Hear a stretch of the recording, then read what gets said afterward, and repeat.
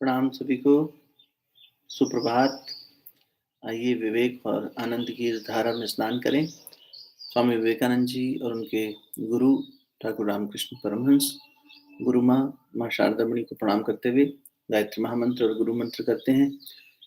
परम पूज्य गुरुदेव वंदे माता जी के सूक्ष्म संरक्षण का आह्वान करते हैं।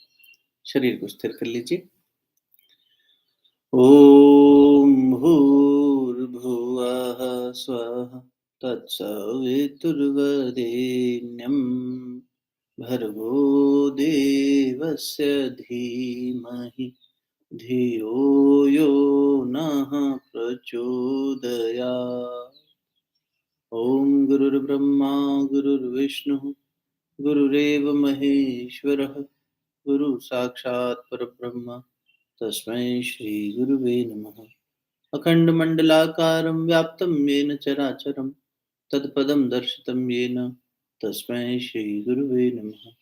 मातृवत् लालयित्री च पितृवत् मार्गदर्शिका नमोऽस्तु गुरुसत्तायै श्रद्धा प्रज्ञायुता च या श्रद्धा प्रज्ञायुता च या। दोनों हथेलियों को आपस में मलिए।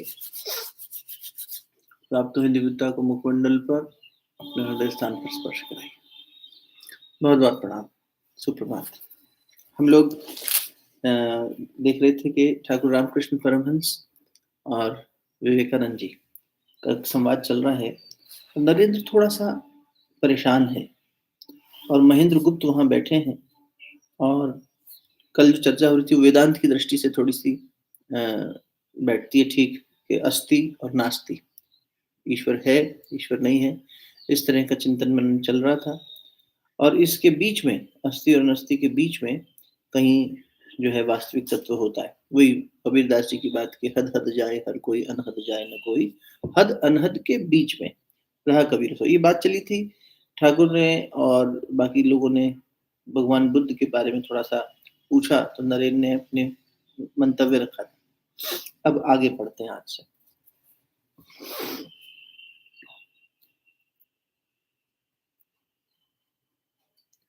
तो नरेन थोड़ा से उग्र भाव में थे। यहाँ से दोबारा पढ़ते हैं, पेज नंबर 245 से। नरेंद्र पहले से भी उग्र हो चुका था। ईश्वर है, तुम ये कैसे कह सकते हो? तुम कहोगे यदि ईश्वर नहीं है तो संसार की सृष्टि कौन कर रहा है? उसका उत्तर है तुम ही इस संसार की सृष्टि कर रहे हो। बर्कले ने भी क्या कहा है जानते हो? बर्कले एक दार्शनिक हुआ है, उसने कहा है कि जैसा तुम्हारा मन ऐसे इस प्रेसिपी, मतलब बाह्य वस्तुओं का अस्तित्व उसके अनुभव पर निर्भर करता है। बात ठीक भी है एक तरह से, एक दर्शन है, एक तरह का ये देखने का तरीका है कि आपका संसार तभी तक है जब तक आपका मन उसमें जुड़ा हुआ है। यदि मन ही ना जुड़ा हो तो क्या वो संसार हमारे लिए संसार है? नहीं। कभी व्यक्ति जब बहुत क्षोभ में होता है, दुख में होता है, विशेष रूप पर जब ऐसा होता है ना किसी की मृत्यु हो जाए, हम बहुत दुखी बैठे हैं। अब हमारा जो संसार है टीवी है, टीवी में होने वाला संसार है, क्या हो रहा है, रोज हम बैठ के न्यूज देखते थे, अखबार पढ़ते थे, रोज हम फोन पे सोशल मीडिया देखते थे, रोज हम लोगों के साथ बैठकर नाश्ता करते थे, पड़ोसियों के पास बैठकर गप्पे मारते थे। अब हम वो सब कर रहे हैं क्या? नहीं। हमारा मन ही नहीं है कुछ और करने का। ऐसा होता है ना कई बार, जब हमारा मन नीरस हो गया, नीरस मतलब उसका रस समाप्त हो गया बाहर से, तो उस समय भी ऐसा अनुभव होता है, उदास उदास हो जाना, नीरस हो जाना। लेकिन ये आध्यात्मिक नीरसता नहीं है। ये ऐसा नहीं है कि भगवान में रस लग गया और संसार से नीरस हो गए। ये तो हमारा थोड़ी देर के लिए ऐसा हो गया कि हम अपने दुख में इतना डूब गए कि बाकी जो विषयों में सुख ढूंढते थे या संसार में सुख ढूंढते थे वो हमारे को अच्छा नहीं लग रहा, और उसके चलते उससे हमारा संबंध उस समय नहीं होता, उसका अस्तित्व वहीं समाप्त हो जाता है। मन जिस चीज का भोग करेगा वही उसका संसार होगा, या कॉम्बिनेशन ऑफ थिंग्स। अभी उदास शब्द आया है तो एक शब्द की और व्याख्या कर लेनी चाहिए, क्योंकि इससे कई बार कंफ्यूजन होता है। उदासीन, उदासीन, सी न, न है अंत में, उदासी नहीं, उदासीन। अब ये उदासीन शब्द जो है ये बहुत आता है अध्यात्म में, ये कहा जाता है उदासीन होना अच्छी स्थिति है। ये क्या हुआ? उदासी और उदासीनता में अंतर क्या है? उदासी तो ये हो गई कि हमारे मन का नहीं हुआ, हम मुंह फुलाए बैठे हैं, हम भगवान से रूठे बैठे हैं, गुरु से रूठे बैठे हैं, घर वालों से रूठे बैठे हैं, रिजल्ट अच्छा नहीं आया, नौकरी नहीं लगी, फलाना जी ढिकाना जी, कुछ भी हुआ, हम मुंह फुला के बैठे। ये हो गए उदास बैठे या जो भी घटना हुई। उदासीनता क्या है? इस शब्द का उदासीन का मतलब अगर आप देखेंगे तो उत यानी ऊपर और आसीन, आसीन माने कोई ऊपर की स्थिति में जब पहुँच जाए और वहाँ बैठे, उस स्थिति को उदासीन होना कहते हैं। ऊपर किससे ऊपर उठ गए? तो बोले ये सांसारिक लोभ, मोह, अहंकार के बंधन से ऊपर उठ गए और ये सांसारिक सुखों के बंधन से भी ऊपर उठ गए। इसी को स्वामी विवेकानंद जी कहा करते थे, वेदांत की बात है, लेकिन वो इस तरह कहते थे, लोहे की जंजीर और सोने की जंजीर। तू पहले लोहे की जंजीर तो निकाल, फिर सोने की भी खोल देना। जैसे गुरुदेव कहा करते थे, बेटा कांटे से कांटे को निकालना होता है ना, लेकिन जिस कांटे से दूसरे कांटे को निकाला, पैर में कांटा चुभ गया, निकालने के लिए एक और कांटा लिया जाता है और निकाल लिया जाता है। लेकिन अब जो हाथ में कांटा था उसे भी तो छोड़, यानी ये भी कांटा है, ये भी चुभेगा। कौन सा? सुख का कांटा। सांसारिक सुख भी क्षणिक है, विषय से मिलने वाला सुख भी क्षणिक है, साथ तो नहीं चलना, कभी ना कभी तो छूटना ही है कुछ ना कुछ। कुछ ना कुछ क्या, सब कुछ ही छूटेगा, लेकिन कभी कुछ छूटेगा, कभी कुछ छूटेगा। उदासीनता का मतलब ये हुआ मित्रों, जब हम ऊपर उठ जाएं सुख और दुख से। ये उदासीनता गीता जी में समता के माध्यम से परोसी गई कि समता की स्थिति में आ जाओ। युद्ध तो करना है अर्जुन, तुझे युद्ध जरूर करना है। हे साधक, तुझे संसार में आया है तो कर्मों से जो तेरा एक कलेवर बना है जीवन का, इसे तो तुझे जीना ही है। ये कर्मों से कलेवर बना हुआ है, मतलब पुराने कर्मों के आधार पर ये मिला है ना, ये शरीर, ये संबंधी, ये सब कुछ उसी वजह से मिल रहा है। समझदार लोग ये कहते हैं कि अब आगे कर्म मत करो। कर्म मत करो मतलब कर्म को कर्ता भाव से मत करो, तो नया कर्म बनेगा नहीं, और जितना पुराना संचित है वो तो भोगना ही भोगना है। सुख और दुख दोनों आएंगे उसमें, अच्छे बुरे दोनों चीजें आएंगी। चलते लोग बेसिकली, जैसे यूं समझिए, एक छोटा बच्चा, कल गोपा जी नहा रही थी, तो वही मैं देख रहा था कि ये छोटे छोटे बबल्स बना के खूब खेल रही है, और उन बबल्स के फूटने पर खुश हो रही है, रो नहीं रही। हवा में उड़ा रही है, वो बच्चों का आता ना बबल्स बनाने वाला, उड़ा रही है, खेल रही है, अपने वाटर बबल्स बना दिए। क्या हम भी ऐसा हो सकते हैं? उदासीनता को समझने का एक तरीका हो सकता है कि हम अपने जीवन के दायित्वों को निभाना है, कर्मों के साथ जीना है, प्रारब्ध को भोगना है, अच्छे बुरे दोनों। प्रारब्ध यूजुअली हम नेगेटिव से सोचते हैं, प्रारब्ध मतलब अच्छे प्रारब्ध, बुरे प्रारब्ध दोनों। ये सब करते हुए becoming the master of the play is कि आप खेल को समझ रहे हो। खेलना है, लेकिन आप खेल को ऐसे समझ गए हो कि जब वो बलून फूटता है, जब वो बबल फूटता है, तो आप हंसते हो, खुश होते हो। आप उसके जाने का दुख नहीं मनाते, आप तटस्थ भाव से उसका आनंद लेते हो। वैसा ही हो जाए हमारा स्थिति। उदासीन होना ये हुआ कि हम उससे ऊपर उठ गए, अब उससे हमें कोई किसी तरह की परेशानी नहीं हो रही, कोई शिकायत नहीं हो रही। हमारा तो थोड़ा सा मन का नहीं होता तो हम भगवान से शिकायत करने बैठ जाते हैं, प्रार्थना करने बैठ जाते हैं। मतलब जो जिसे हम प्रार्थना कहते हैं, वास्तव में वो प्रार्थना नहीं, याचना है। याचना करने बैठ जाते हैं कि अरे भैया भीख में मांगो, भगवान हमें दे, नहीं दे तो भगवान बदल दो, गुरु बदल दो, झगड़ा करो, ये सब करते हैं। या लोगों के आगे हाथ फैलाते हैं, तो ये भूल करते रहते हैं कि संसार हमें सुख दे देगा, संसार हमारी पीड़ा हर लेगा। नहीं। तो संसार क्या है? जो हमने, हमारा मन जहाँ राग यानी अटैचमेंट लेगा, वही संसार है। जहाँ मन राग नहीं करेगा, वो संसार है ही नहीं, वो हमारे लिए एग्जिस्ट नहीं करता। क्या हो रहा है? बहुत सारी चीजों के अंदर हमारा अटैचमेंट नहीं है, तो हमें कहाँ मतलब होता है क्या हो रहा है। तो भगवान में, उदासीन व्यक्ति का भगवान में मन है, उदास व्यक्ति का भगवान में मन नहीं है। वो तो उदास बैठा है, वो तो अपनी ठेस में, अपने दुख में बस क्षोभ करता हुआ बैठा है, कोप भवन में अपने। ठीक है, तो ये बात को समझते हुए आगे बढ़ते हैं। अब भगवान रामकृष्ण परमहंस जो है यही बात समझाएंगे। न्यांगटा का रेफरेंस लेते हुए उन्होंने समझाना, मतलब एक इस बात पर और अपनी मोहर लगाएंगे। न्यांगटा कहता था, मन ही से संसार की उत्पत्ति और मन ही में उसका लय भी हो जाता है। बात ठीक है, वही जो अपन अभी कह रहे थे। परंतु जब तक मैं है, तब तक सेव्य सेवक का भाव भी अच्छा है। अब इन्होंने समाधान दिया कि देखो, मैं तो अभी चला नहीं गया, और जो मैं है, अहंकार है, ये तो बड़े बड़े साधकों का ऊंची ऊंची स्थितियों तक हमने देखा, उन्होंने अपनी जीवन लीला से दिखाया है कि बड़ा मुश्किल से जाता है। पुरुषार्थ का ये विषय नहीं है, ये भी सत्संगी लोग समझ रहे हैं। ये तो कृपा का विषय विषय है, ये तो प्रसाद का विषय है। ये कृपा से मिलता है, ये प्रसाद से मिलता है। हाँ, जीव को पुरुषार्थ करते रहना चाहिए, पुरुषार्थ का विषय नहीं है, का मतलब ये नहीं कि हम पुरुषार्थ करें ही नहीं। जो पुरुषार्थ करेगा उसे ही मिलेगा, पहली बात। लेकिन मिलेगा कब और कैसे, ये उसकी कृपा पर निर्भर करता है। हो सकता है किसी को अहेतु की कृपा हो जाए, और ऐसे अपवाद भी दिखते हैं कि जहाँ हमें दिखाई देता है कि सामने वाले ने कोई खास पुरुषार्थ नहीं किया, लेकिन कौन जाने उसने पुराने जन्मों में कर लिया। इसलिए इस बात पर तो हम हाथ पे हाथ धर के बैठ नहीं सकते कि फलाने जी को मिल गया था, ऐसे एक एक्सेप्शन हमारी दृष्टि में, तो हमें भी मिल जाएगा, हम भी एक्सेप्शनल है। नहीं, एक्सेप्शनल नहीं है। हमें अपना पुरुषार्थ करना है, लेकिन पुरुषार्थ का फल, यानी धर्म अर्थ काम मोक्ष, चार पुरुषार्थ, उसका फल कब प्राप्त होगा वो भगवान जानता है। माली सींचे 100 घड़ा, ऋतु आए फल होए। ये तो ऋतु बताती है कि फल कब आएगा, ये तो गुरु बताता है कि जागरण कब होगा। लेकिन हम अपनी जागृति का अभ्यास तो करते रहेंगे, या जागे हुए स्थिति में बाकी चीजों का अभ्यास तो करना ही चाहिए हमें साधक को। तो न्यांगता की बात कहने के बाद ठाकुर अपनी बात कह रहे हैं कि जब तक ये मैं का भाव है, तब तक सेवक और सेव्य भाव बनाए रखना ही ज्यादा अच्छा है। मतलब मैं सेवक और आप मेरे प्रभु, इस भाव में रहो, भक्ति की तरफ फिर से धकेल रहे हैं। अभी नरेंद्र चिड़चिड़े हुए हुए हैं कि अरे तुम कहोगे भगवान ने सब बनाया है, ईश्वर ने सब बनाया है, ऐसा ऐसा कुछ नहीं। अब नरेंद्र का भाव गुरु की बात सुन के थोड़ा बदला। अब नरेंद्र कह रहे हैं यदि विचार करें तो ईश्वर है। अभी कह रहे थे तुम कहोगे ईश्वर ने सब बनाया है, ईश्वर से कुछ नहीं। असल में वो कोई नया साथी सुने, बीच में सुने अचानक, इसलिए व्याख्या फिर कर दें। नरेंद्र इस छटपटाहट से ये चिड़चिड़ापन दिखा रहे थे कि भगवान मिलता क्यों नहीं अगर है तो, भगवान मिले, मुझे प्रत्यक्ष दिखे। अब ठाकुर कह रहे हैं कि मुझे तो प्रत्यक्ष अनुभव होता है, मेरे भीतर अनुभव होता है, मेरे सामने अनुभव होता है। तो उस छटपटाहट, उस प्यास के चलते जब कभी कभी होता है ना रूठना, वो वाला रूठना है।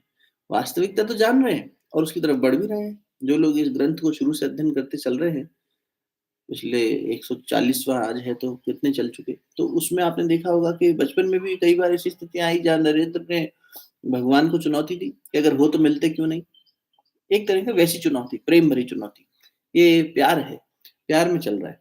हमारे जैसा नहीं है कि भगवान से कुछ मिला नहीं तो भगवान छोड़ दो, या भगवान पर विश्वास छोड़। पूरी आस्था से बात कर रहे हैं। अब नरेंद्र ठाकुर की बात को गति देंगे। यदि विचार करें तो ईश्वर है, यह कैसे कहा जा सकता है। नरेंद्र कुछ कुछ प्रभाव में आ चला था। और यदि विश्वास कर चले तो सेव्य सेवक मानना ही होगा। उन्होंने तो कहा सेवक सेव्य वाला भाव मानना ठीक बात होगी जब तक अहम है, तो ये कह रहे ना मानना ही होगा। ये तो और ज्यादा जोर दे रहे हैं उस पर। तुमने केवल दुख को ही सोच रखा है, उन्होंने जो इतना सुख दिया है उसे क्यों भूल जाते हो। देखो प्रारब्ध सुनते ही व्यक्ति जो है कुछ खतरनाक हो जाए, गलत हो जाए, ओ हमारा प्रारब्ध इतना भारी था क्या, हमारे अपने ने हमें धोखा दे दिया। लो, अरे तुम्हारे पास कुछ नहीं था, भगवान ने सबसे पहले तो ये शरीर दिया, मनुष्य जीवन दिया। ये सारी कृपा व्यक्ति सोचता नहीं, ये तो ऑब्वियस है, हमें तो मिलना ही चाहिए था। अरे क्यों मिलना चाहिए था, अभी कीड़ा मकोड़ा बना के कहीं छोड़ देता, कोई भी पैर के नीचे कुचल जाता। क्या अस्तित्व है मच्छर का, कीड़े का, किसी का, किसी पशु का। मारने पे आए इंसान तो उसको भी मार ही देता है। हिंसक पशु हो तो आत्मरक्षा में मारना ठीक भी कहा गया है। तो ऐसे में पशु पक्षी का पेड़ जैसा बना के छोड़ देता, क्या करते हम, कुछ नहीं होता। खड़े रहते ठूंठ, पहाड़ बन के हजारों हजारों दसियों हजार साल पड़े रहते। लोग चढ़ते, जानवर मलमूत्र त्यागते, जाने क्या क्या होता, बारिश बिजली सब सहते, धूप छांव कुछ नहीं। तो ऐसे में मनुष्य बनाया, सब कुछ किया, तो ये कृपा हम भूल जाते हैं। उन्होंने जो इतना सुख दिया है उसे क्यों भूल जाते हो। उनकी इतनी कृपा है, उन्होंने हमें इतना बड़ा सौभाग्य दिया है, मनुष्य जन्म। देखो ईश्वर को जानने की व्याकुलता और महापुरुष का संग। शंकराचार्य जी की बात है ये। शंकराचार्य जी कहते थे कि पहले तो मनुष्यतम, फिर मुमुक्षुतम और फिर महापुरुष का संग। यानी मनुष्य जीवन मिलना और फिर मोक्ष की इच्छा होना, उसमें जीवन मिला लेकिन इसी में कीड़े मकोड़े बन के रहने लगे, पशु जैसे रहने लगे। नहीं नहीं, हमें इससे मुक्त होना है, ये सुख दुख के बंधन से मुक्त होना है, हमें लोहे की जंजीर और सोने की जंजीर दोनों से मुक्त होना है। ये भाव आ गया, ये विचार आ गया, और इस विवेक विचार के आधार पर हम आगे बढ़ने लगे। बहुत सुंदर। और ऐसा विवेक विचार करने पर जब ढूंढा तो कोई गुरु मिल गया, और गुरु ने हाथ पकड़ के आगे बढ़ना सिखा दिया। ये मिल जाए, ये तीन चीजें, ये रेयर है, ये मिलना मुश्किल है, ये तीन मिल गई तो मानो कि जीवन सौभाग्यशाली हो गया। ये भगवान, ये वो प्रसाद है जिसके आपसे निवेदन कर रहे थे, ये कृपा से मिलता है। चलो मनुष्य पूरी कृपा नहीं होती, थोड़ी कृपा हो जाती, मनुष्य बन के आए तो भी। कल ही हम कह रहे थे कि घर में छोटा-सा ये बैठा है यहीं पे, खरगोश है, तो ये इन लोगों का जीवन कितना कितना सीमित है देखो, इनकी सेंसेस सीमित हैं। ये मैं पढ़ रहा था कि जो दृष्टि है, वो मनुष्य की दृष्टि जो चीज़ों को रंगों को भेद करके देख पाती है, उसमें डॉग कैसे देख पाता है, हॉर्स कैसे देख पाता है, ये कैसे देख पाते हैं। बिल्कुल, कल एक मैंने वीडियो देखा, उसमें बताया रिसर्चर्स ने कन्फर्म करके कि पौधे जो हैं, उन्हें जब डिहाइड्रेशन होता है यानी पानी नहीं मिलता, तो वो चीखते हैं। They scream when they are dehydrated. और उन्हें कटिंग करते हैं, ग्राफ्टिंग करते हैं, और अगर उनको पोषण के भाव से किया जाए तो फिर भी, लेकिन उन्होंने ये तक सेंसिस किया इमोशन के करने वाले के अंदर, अगर ये है कि बस वो जड़ से उखाड़ो, फेंको, इस तरह का भाव है, तो वो कितना दुखी होते हैं पौधे। ये सारी चीज़ें उन्होंने उसमें रिसर्च में निकाली। तो उसमें भी सबसे ज़्यादा उनको मिला कि कटिंग ग्राफ्टिंग से भी ज़्यादा डिहाइड्रेशन यानी पानी ना मिलने पर। हमने कहा देखो, ये पौधे को पानी मिलेगा या नहीं मिलेगा हमारी लापरवाही से, तो इसका तो हाल खुद से तो पानी पीने जा नहीं सकता, और चिल्ला भी रहा है पर इसकी चिल्लाहट किसी को सुनाई नहीं देगी। कितना वीक है, कितना सीमित है वो जीवन। मनुष्य जीवन मिलना कितना बड़ा सौभाग्य है। लेकिन फिर गुरु ना मिले तो, या ये विचार ही ना हो, ऐसी इसी तरह से जीते रहे हम लोग भी एक सीमित दायरे में, कुएं का मेंढक बनकर सोचे अरे हम तो अपने कुएं के राजा हैं। अरे तुम कुएं के राजा हो, संसार तो कुएं से बहुत बड़ा है, अनंत है, भगवान अनंत है। इसको कम से कम समझते करते, थोड़ा सा हमारे अंदर भक्ति रस आता, थोड़ा गुरुदेव के प्रति समर्पण आता, थोड़ा अध्यात्म को जानने की दिशा में कदम बढ़ते, ये सब सौभाग्य है ना। फिर उस कदम बढ़ाने पर कोई साथी मिलता, कोई सहयोगी मिलता, कोई मार्गदर्शक मिल जाता, ये सब भगवान देता है। ये मनुष्य की अपनी बस की नहीं है चीजें, ये मिल पाना। उनसे पूछो जो ढूंढते और मिलता नहीं। ऐसे भी होता है ना, शुरू में तड़प होती है, या गलत जगह भटक जाते हैं। देखो, आस्था जब गलत जगह चली जाती है और फिर उसको चोट लगती है, तो मनुष्य बिल्कुल थक जाता है। फिर वापस विश्वास बनाना कितना मुश्किल होता है। संसार में भी यही है, भगवान के केस में भी यही है। भगवान से मुलाकात करवाने वाले लोग, जैसे अभी वो न्यूज़ थी ना कि इंडिया से कोई तो कौन सी कंट्री की थी मैं भूल जाता हूँ, वहाँ बहुत सारे स्टूडेंट्स भेज दिए गए पढ़ने के लिए। उसने एक-एक बंदे से 15-15 लाख, 20-20 लाख रुपए ले लिए। 16 लाख, 20 लाख ऐसा कुछ लिया। अब उसने लेके एजेंट ने भेज दिया। वो एजेंट भी फ्रॉड था। ये बच्चे जिस यूनिवर्सिटी में पढ़ने गए, उनके डॉक्यूमेंटेशन ही फॉल्स थे, तो उनको सब डिबार कर दिया वहाँ से। यूनिवर्सिटी ने बाहर भेज दिया, भैया आपके तो डॉक्यूमेंट्स ही गलत हैं, कुछ मैच नहीं कर रहा। एडमिशन के समय एडमिशन फीस भी गई, एजेंट ने अपनी ब्रोकरेज भी ले ली, एजेंट गायब। पंजाब का था कहीं का, तो उसने सबको नुकसान कर दिया। ऐसे ही कोई कहे हम आपको भगवान मिलवा देंगे, हमें गुरु मान लो, हम आपको बहुत अच्छी-अच्छी बातें बताएँगे, हमसे जुड़ जाओ तुम पहले, हमें इतना दे दो, इतना दे दो, इतना दे दो, हमें चढ़ावा चढ़ाओ, तो हम तुम्हें भगवान मिला देंगे। अब ना तो भगवान मिला, समय भी गया, और जब आस्था टूटी, तो क्या हुआ? दोबारा विश्वास जमाना मुश्किल हो जाता है। तो इसीलिए इनमें आस्था नहीं जमानी अपने को, भगवान में आस्था जमानी। अगर गुरुदेव भी कहते, बेटा हमसे मत जुड़ो, गायत्री माता से जुड़ो। हमसे मत जुड़ो मतलब, यूँ भी कहा है उन्होंने कि जैसे ठाकुर रामकृष्ण कहते थे ना कि अध्यात्म सिर्फ यही है। लेकिन यही है का मतलब वो फिर हृदय की ओर संकेत करते थे। अहम नहीं था वो कि मेरे अंदर भगवान है बस और कहीं नहीं है, ऐसा नहीं है। जो कह रहा है कि कण-कण में भगवान दिख रहा है, अभी कहेंगे ठाकुर रामकृष्ण अगली पंक्ति में, मेरे अंदर तो कुछ ऐसा मुझे अनुभव होता है कि हमेशा प्रतिपल बहुत गहराई से अनुभव होता है कि कुछ है, कुछ हो रहा है। वो भगवान के लिए कहेंगे। तो ये जो भीतर में जागृत हो गया है पूरा, उसके लिए इशारा किया जा रहा है, उस परमात्मा तत्व के लिए। वो ये नहीं कह रहे कि मेरे अंदर अध्यात्म है और संसार में कहीं नहीं। कह रहे कि यहाँ पूरी तरह खिल चुका है, जो खिला है भगवान, उससे जुड़ो, उस चेतना से जुड़ो। मनुष्य को ये देखना चाहिए, कभी भी उस तत्व के अलावा किसी चीज से नहीं जुड़ना। ठाकुर ने प्रसन्न दृष्टि से नरेंद्र की ओर देखा। अब नरेंद्र अच्छे प्रभाव में थे। इस समय नरेंद्र का संशय मिट गया था, वह भक्ति में बह गया था। बोले, परंतु मुझे बहुत स्पष्ट अनुभव होता है कि मेरे भीतर कोई है। भगवान और कौन? ठाकुर कुछ और कहते इससे पहले डॉक्टर राजेंद्र दयाल दत्त कमरे में आ गए। उन्होंने अपना होम्योपैथिक दवाइयों का डब्बा एक किनारे टिकाया और ठाकुर के निकट बैठ गए। कैसे हैं आप? नरेंद्र उठ खड़ा हुआ। उसे लगा कि इन डॉक्टरों में उसे डॉक्टरों से भी वितृष्णा हो रही है। अभी थोड़ा-सा अलग ही मूड में थे। होता है ना कई बार कि जब हम अपने भक्ति मूड में होते हैं तो हमें मन नहीं होता किसी से बात करने का ज़्यादा। ठीक है भाई, सांसारिक चीज़ चल रही है, चलने दो, कोई ज़्यादा हमारा वो नहीं। उनके मन में क्या आ रहा है, एक लेखक अपनी तरफ से लिख रहे हैं कि करना-धरना कुछ होता नहीं है, व्यर्थ में ही अहंकार में फूले-फिरे रहते हैं कि जैसे संसार के सारे मनुष्यों का शारीरिक और मानसिक कष्टों को हम दूर कर देंगे। डॉक्टर को कई बार लगता है कि हम बीमार को ठीक कर दो, अहम आ जाता है। नरेंद्र अपनी मस्ती में थे, वह उठकर नीचे आ गया और अपनी ही मौज में गाने लगा। प्रभु, तुमने दर्शन देकर मेरा समस्त दुख दूर कर दिया है और मेरे प्राणों को मोह लिया है। तुम्हें पाकर सप्त लोग अपना दारुण शोक भूल जाते हैं। फिर नाथ, मुझ अति दीनहीन की बात ही क्या। भक्ति में गाया करो, जो भजन आता हो, जो भाषा में आता हो, स्वांतः सुखाय गाना चाहिए, दूसरे के सुख के लिए नहीं। माता भुवनेश्वरी देवी जो विवेकानंद जी की माँ थी, वो तो कहती थी ना, नरेंद्र, संगीत कभी किसी दूसरे को खुश करने के लिए मत गाना बेटा। ये साधना जो तुझे भगवान से जोड़ दे, उस दृष्टि से गाना। बहुत बार होता है, कोई बहुत सुंदर पंक्ति गाते-गाते मन भाव विभोर हो जाता है, सुनने से हो जाता है। इसलिए भजन का, संकीर्तन का अपना आनंद है, करना चाहिए। और उस सब को अनुभव करते हुए, ये देखो कितनी सुंदर बात, कितनी प्रेरणा है। गुरुदेव बार-बार कहते थे, प्रज्ञा गीत गाया करो बेटा, प्रज्ञा गीत में प्रज्ञा जागृत होगी, श्रद्धा जागृत होगी। क्या है कि तुमने दर्शन देकर मेरे समस्त दुख दूर कर दिए। कितना सुंदर संदेश है हमारे लिए। मनुष्य के दुख केवल और केवल परमात्मा की शरण में जाके ही दूर हो सकते हैं। ये वास्तविकता है, आप कभी भी देखो। लेकिन हम क्या करते हैं, वहां जाके भी उन्हीं दुखों का वो देते रहते हैं दुहाई, हम उसे छोड़ना नहीं चाहते।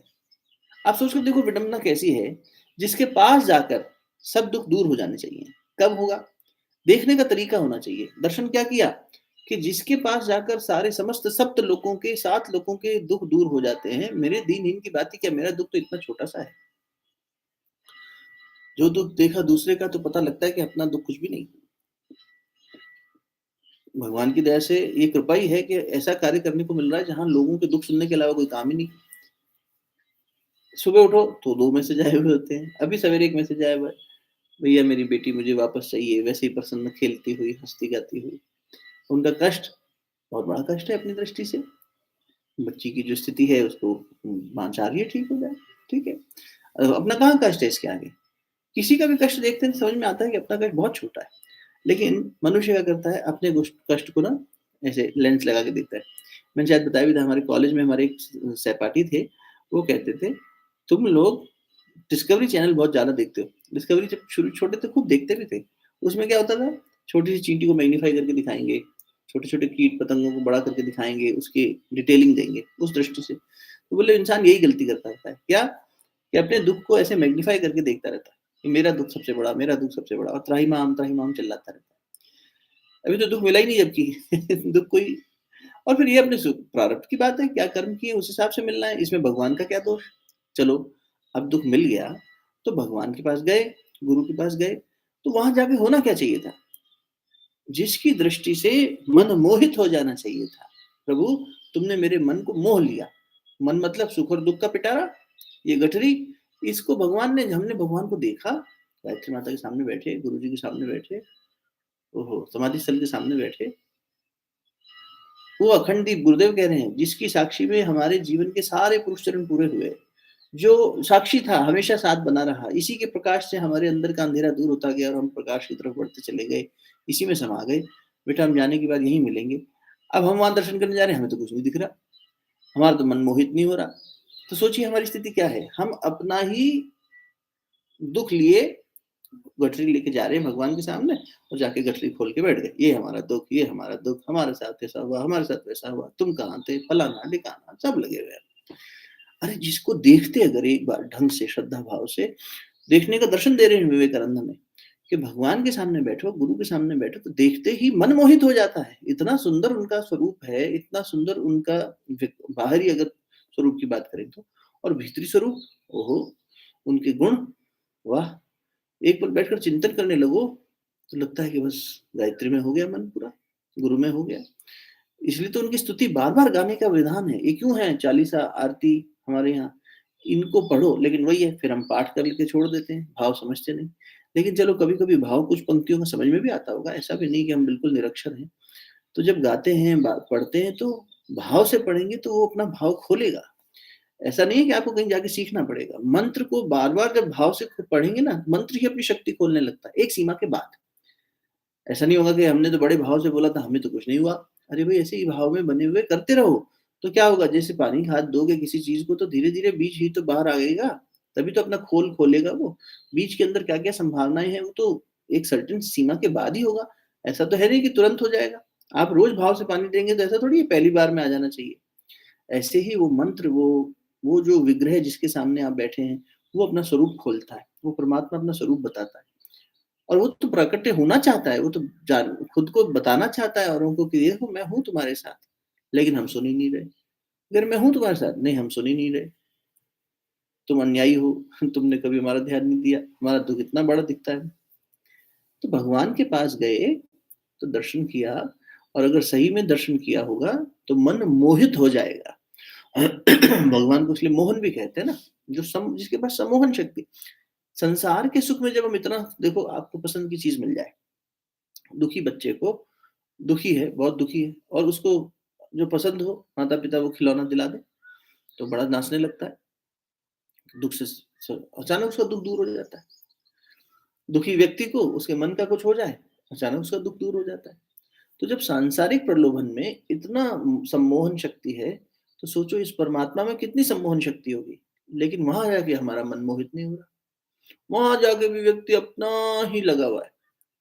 अभी भगवान के आशीर्वाद से रिट्रीट में ऐसे ऐसे लोगों को अनुभव हुए, पर ये मैं दावे से कह सकता हूँ कि हम सब भूल भूल जाते हैं। होता क्या है, फिर जाएंगे संसार में, फिर वहीं अटक जाएंगे, फिर उसी चीज में पड़े रहेंगे, फिर अपना दुख बड़ा दिखेगा। तो ये फिर क्या लाभ हुआ?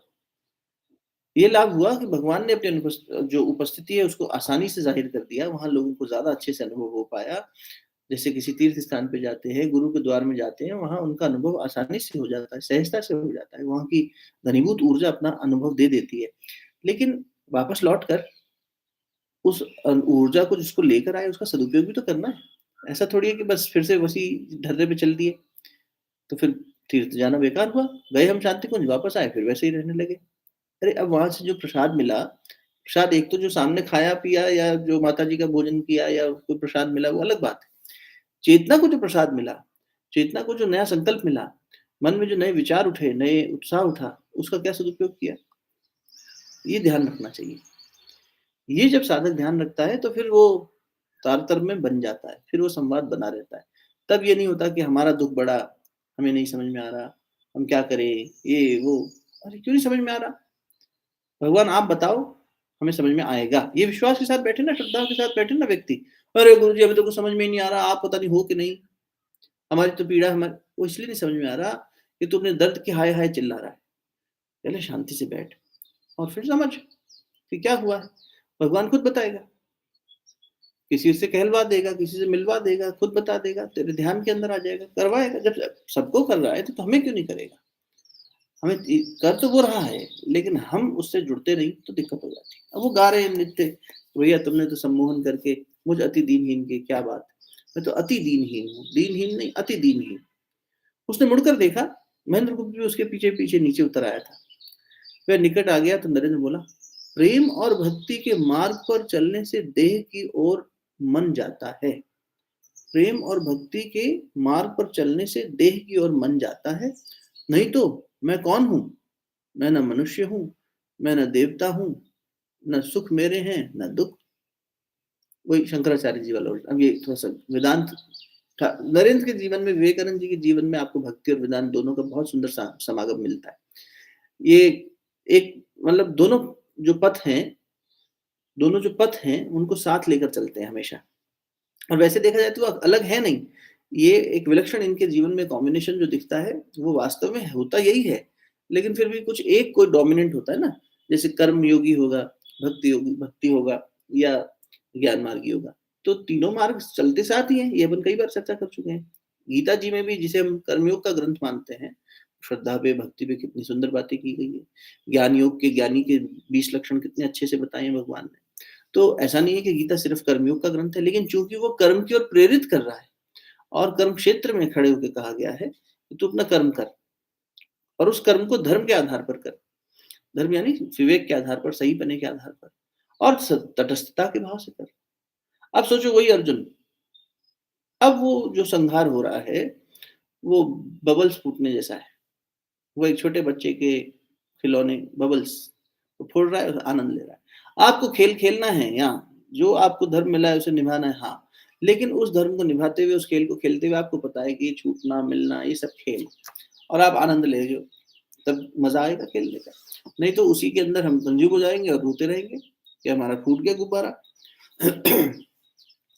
तो अब ये शंकराचार्य जी की बात से आ गई कि मैं कौन हूँ, है ना? शिवोहम शिवोहम, मैं तो ये भी नहीं, मैं वो भी नहीं। मैं न देवता हूँ, न सुख मेरे हैं, न दुःख मेरे। नरेंद्र आत्मलीन सा होकर दीवार के साथ टिक कर बैठा रहा। वह मन ही मन कुछ बुनता रहा। जब काफ़ी देर तक वह कुछ नहीं बोला तो महेंद्र गुप्त ने ही बात आरंभ की। निरंजन कह रहा था कि तुम्हारे लिए विद्यासागर के स्कूल में काम के लिए प्रयत्न किया जाए। निरंजन वही लठ लेके जो रक्षा करते थे कि कोई नहीं जाएगा अंदर बिना परमिशन के ठाकुर को तंग करने। नरेंद्र ने महेंद्र गुप्त की ओर देखा। उसके चेहरे के सारे भाव बदल गए थे। विद्यासागर के स्कूल का काम मुझे नहीं चाहिए। अब देखो संसार कैसे खींचता है। अभी प्रलोभन दिया जा रहा है एक तरह से। प्रलोभन मतलब ये तो अच्छे भाव से दे रहे हैं, लेकिन जीवन पर परीक्षा तो ले रहा है ना। माँ परीक्षा ले रही है कि देखें इसको नौकरी का अवसर मिल रहा है। जब आप ऐसा निर्णय करने लगेंगे ना, तब जरूर कोई ना कोई इस तरह की चीज आएगी। हमने अपने और बाकियों के जीवन में भी देखा। जब जब जब हम पहुंच गए थे यहाँ शांति कुंज, तो साथ साथ कई साथी आए और लगभग लगभग सभी के जीवन में ये मिलेगा आपको, जिसने भी थोड़ा बहुत इस दिशा में कुछ ऐसा कदम उठाया होगा कि अचानक प्रलोभन आने लग जाते हैं। अचानक प्रमोशन लेटर आ गया, हम यहाँ पहुँच गए, उसके बाद हमें मेल आई, अगर आप अभी भी ज्वाइन करना चाहते हो तो ये 2 लेवल ऊपर, ये पैसा, ये सब कुछ, सब भगवान देखेंगे। कि देखते हैं इसका मन कितना कमज़ोर है, कितना पक्का है। ये इस रास्ते पे चलना भी चाहता है कि नहीं? ये तो परीक्षा होगी। तो अब वो कहाँ तो अपने उन्मुक्त भाव में गा रहे हैं, नाच रहे हैं और इधर महेंद्र गुप्त ने बात छेड़ दी एकदम सांसारिक। तो उन्होंने स्पष्ट मना कर दिया, मुझे ये सब नहीं चाहिए। क्यों? महेंद्र गुप्त ने आश्चर्य से पूछा। अब जीवन भर नौकरी नहीं करोगे? भिक्षावृत्ति अपनाओगे? ईश्वर के नाम पर माँग कर खाओगे? अब देखो ये भी, ईश्वर के नाम पर माँग के खाओगे, अपना में पुरुषार्थ करो। नहीं, मैं तो एकदम विपरीत बात सोच रहा हूँ, नरेंद्र बोला। बहुत साधना करके देख ली, कहीं कुछ नहीं, ईश्वर-तीश्वर कुछ नहीं। मैं तो सोच रहा हूँ सब कुछ छोड़ूँ, कुछ अधिक धन कमाने वाली नौकरी करूँ। विद्यासागर के स्कूल में क्या रखा है? मैं गया जाने की सोच रहा हूँ। वहाँ एक ज़मींदार के में ज़मींदार के मैनेजर की जगह है, अच्छा वेतन है। एक आदमी ने उसके संबंध में कहा था।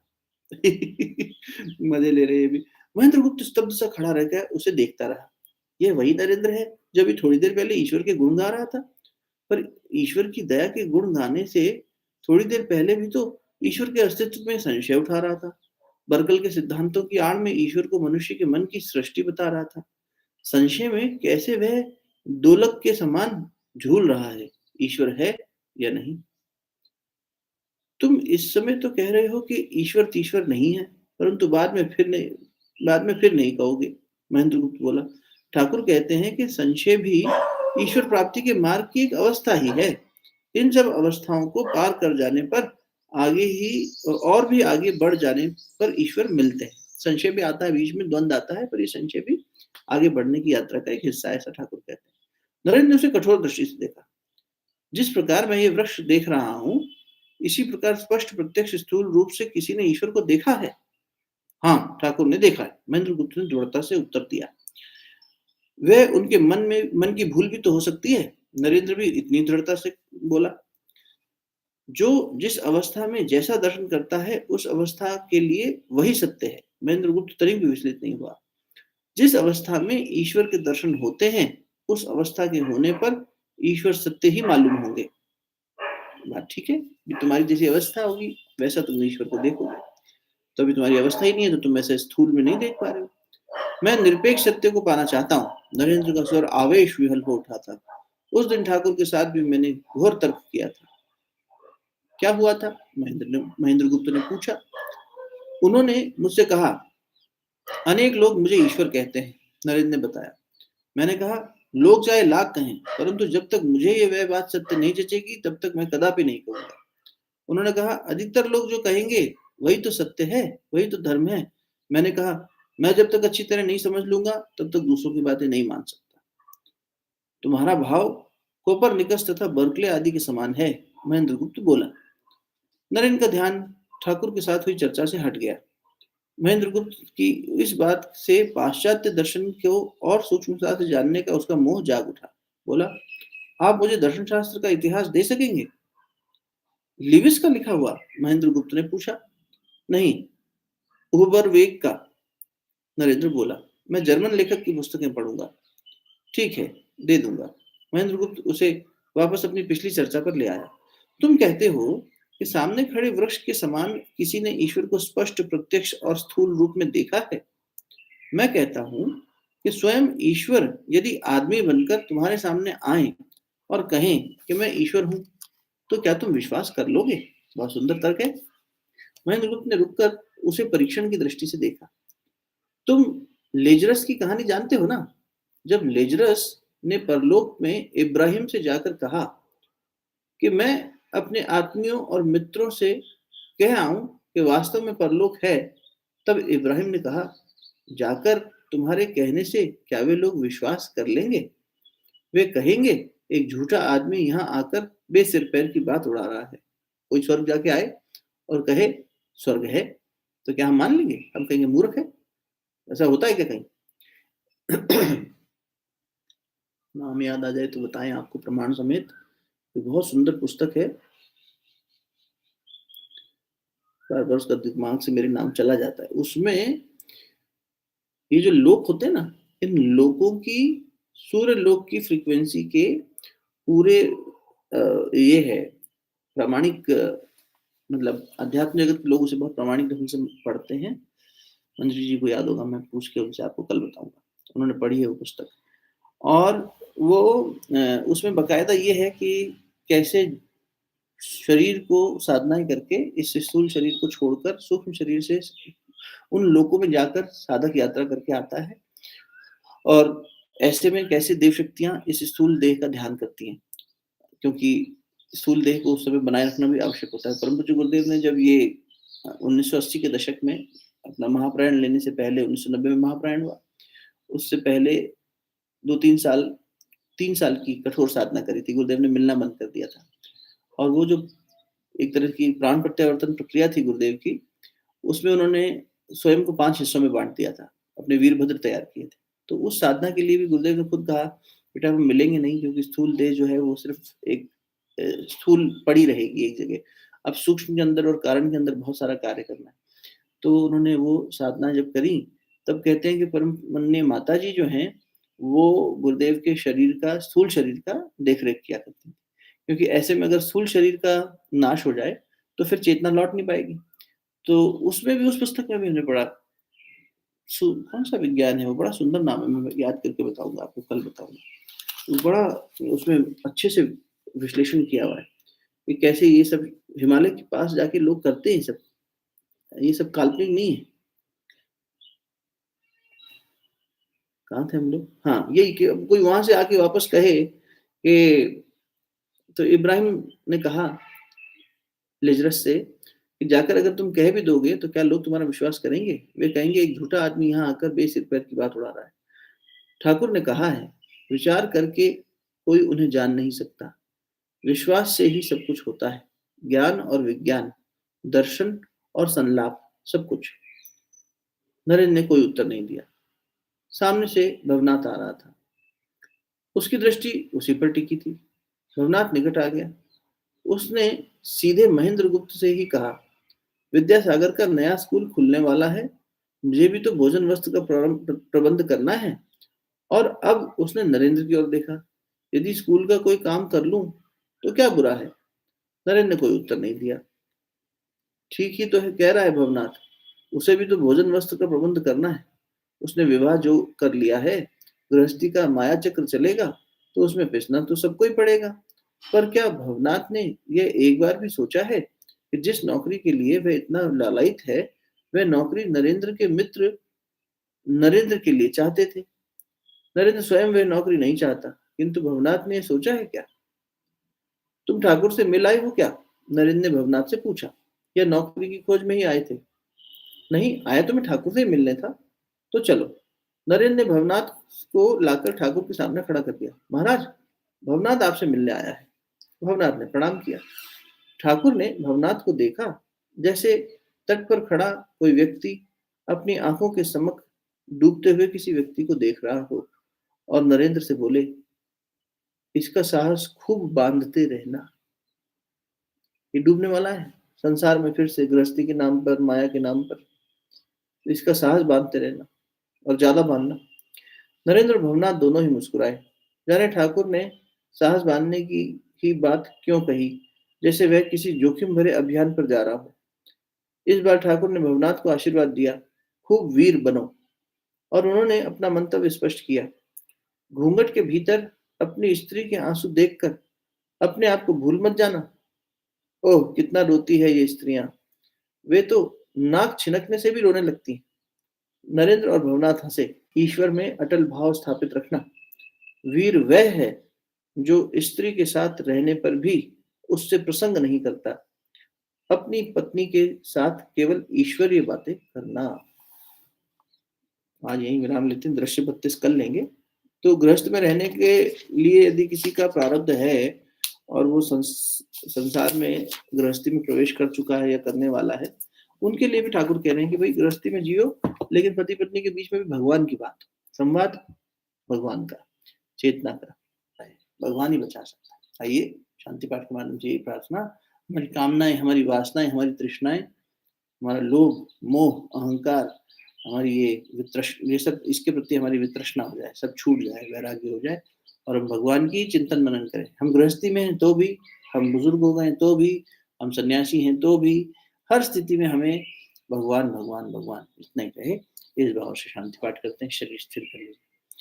ओम असतो मा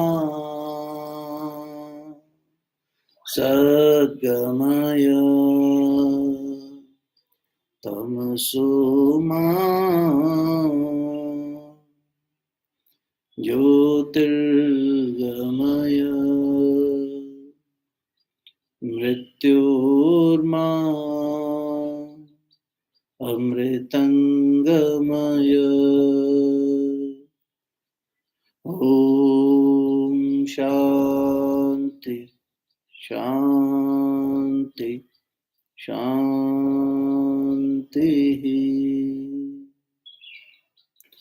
दोनों हथेलियों को अच्छे से आपस में मलिए। प्राप्त हुई दिव्यता को मुखमंडल पर, हृदय स्थान पर स्पर्श करें। बहुत बहुत साधुवाद, प्रणाम। कल मिलते हैं। राम राम।